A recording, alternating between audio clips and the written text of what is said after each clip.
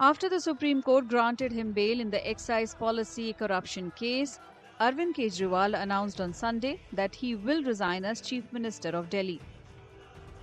This raises questions about how the Delhi government will be impacted by his departure.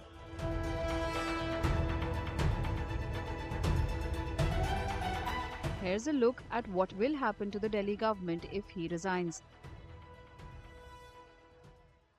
तो अरविंद केजरीवाल जी ने कहा है कि देश की सबसे बड़ी अदालत ने तो मुझे जमानत दे के राहत दी है, मगर जो जनता की अदालत है,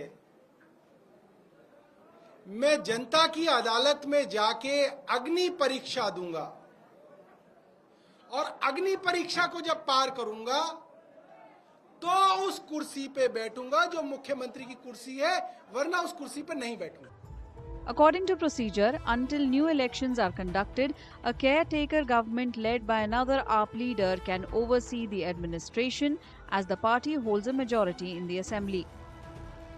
The current term of the Delhi Assembly is set to expire on February 11, 2025.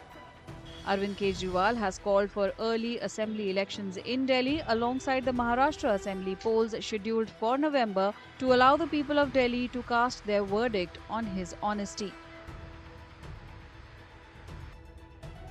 The BJP on its part says it accepts the challenge of advancing assembly elections.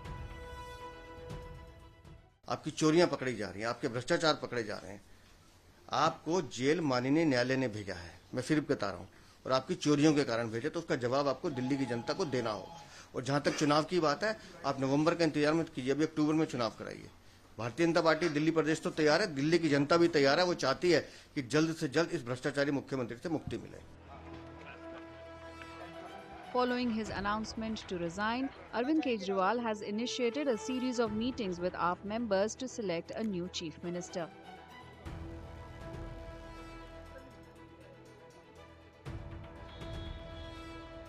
While speculation about the next chief minister is rife, the possibility of Delhi Assembly polls in November appears uncertain as there is less than 2 months for the Election Commission of India to advance the schedule and make the necessary preparations.